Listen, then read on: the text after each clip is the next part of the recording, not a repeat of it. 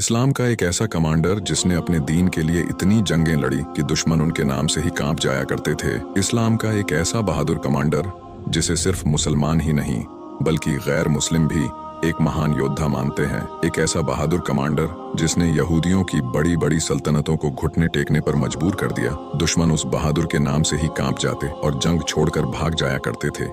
एक ऐसा कमांडर जिसे खुद अल्लाह के नबी ने सैफुल्लाह के लक़ब से नवाजा। सैफुल्लाह का मतलब होता है अल्लाह की तलवार, जिसे खुद मेरे नबी ने सैफुल्लाह यानी अल्लाह की तलवार कहा। उस अजीम शख्सियत का नाम हजरत खालिद बिन वलीद रजी अल्लाह ताला अन्हु था, जिन्होंने अपनी जिंदगी में एक भी जंग नहीं हारी। हजरत खालिद बिन वलीद का जन्म सन 552 ईस्वी में मक्का शहर में हुआ था। जब हमारे आका हजरत मोहम्मद सल्लल्लाहु अलैहि वसल्लम ने नबूवत का ऐलान किया था तो उस समय हजरत खालिद बिन वलीद उन लोगों में आते थे जो इस्लाम के सबसे बड़े दुश्मन थे।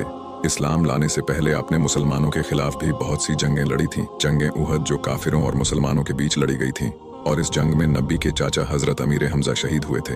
इस जंग में काफिरों की कमान हजरत खालिद बिन वलीद के हाथों में थी।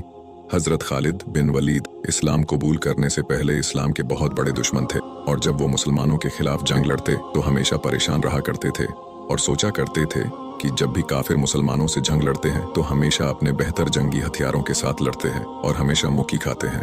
हजरत खालिद बिन वलीद हमेशा मुसलमानों की बढ़ती तादाद देखकर भी परेशान हुआ करते और सोचा करते कि क्या सच में मुसलमानों के साथ कोई ताकत मौजूद है, और क्या सच में मोहम्मद सल्लल्लाहु अलैहि वसल्लम अल्लाह के पैगंबर हैं।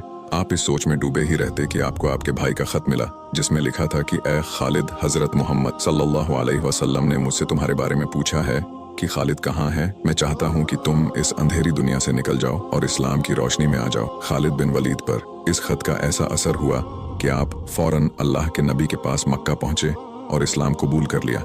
इस्लाम कबूल करने के बाद आपने सबसे पहली जंग रोमन एम्पायर के खिलाफ लड़ी थी। इस जंग में यहूदियों की तादाद 1 लाख थी और मुसलमानों की तादाद सिर्फ 3000 थी। इस जंग में खालिद बिन वलीद एक मामूली सिपाही बनकर लड़ रहे थे।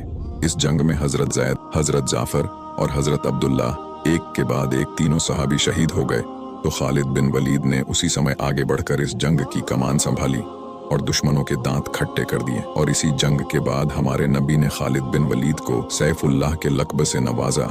इसके बाद खालिद बिन वलीद ने कई सारे जंगें लड़ी और जंगें मैदान में ऐसे ऐसे कारनामे करके दिखाए जो तारीख बन गई। आपने 124 से ज्यादा जंगें लड़ी और अपनी जिंदगी में एक भी जंग नहीं हारी। तारीख में अभी तक कोई भी ऐसा कमांडर नहीं गुजरा जिसने अपनी जिंदगी में एक भी जंग न हारी हो, लेकिन हजरत खालिद बिन वलीद एक अकेले ऐसे कमांडर हैं जिन्होंने अपनी जिंदगी में कोई भी जंग नहीं हारी। उन्होंने ईरान को जीता, उन्होंने इराक को जीता, उन्होंने सीरिया को जीता, उन्होंने जॉर्डन को जीता, उन्होंने अर्मेनिया को जीता और कई सारी जीत हासिल की। छोटी छोटी फौजों के साथ हजरत खालिद बिन वलीद ने बड़ी बड़ी फौजों को शिकस्त दी। कई फौजें हजरत खालिद बिन वलीद को जंग में देखकर ही हथियार डाल दिया करते थे और हार मान लिया करते थे। आपने जितने भी इलाके फतह किए वो आज तक काफिरों के पास नहीं गए। खालिद बिन वलीद के फतह किए गए इलाकों पर आज भी काफिर अपना कब्जा नहीं जमा पाए हैं। दुश्मनों के दिलों में अपना खौफ डालने वाले हजरत खालिद बिन वलीद अपने आखिरी वक्त में बीमार पड़ गए थे और बिस्तर पर आ गए थे। खालिद बिन वलीद की ख्वाहिश थी कि वो अल्लाह के लिए लड़ते हुए शहीद हो, लेकिन अल्लाह के नबी ने आपको अल्लाह की तलवार कहा था, तो ये कैसे हो जाता कि अल्लाह की तलवार किसी जंग में टूट जाए। इसलिए आपकी वफात बीमारी की वजह से हुई। खालिद बिन वलीद के जिस्म पर ऐसी कोई भी हिस्सा मौजूद नहीं था जहां तलवारों और तीरों के निशान मौजूद न हो। ये फरमान है हजरत खालिद बिन वलीद का बुज़दिलों के लिए। अगर मौत लिखी हुई न हो तो मौत खुद जिंदगी की हिफाजत करती है, और अगर मौत मुकद्दर में हो तो जिंदगी खुद मौत से जाकर लिपट जाती है। बुज़दिलों को मेरा पैगाम सुना दो, अगर मौत अगर मैदान जंग में ही आनी होती तो खालिद कभी बिस्तर पर ना मरता। वीडियो अच्छा लगा हो तो इसे लाइक जरूर करें और हमें फॉलो करके हमारा हौसला बढ़ाइए, और ऐसे ही इस्लामिक वीडियोस के लिए हमें फॉलो करना ना भूलें।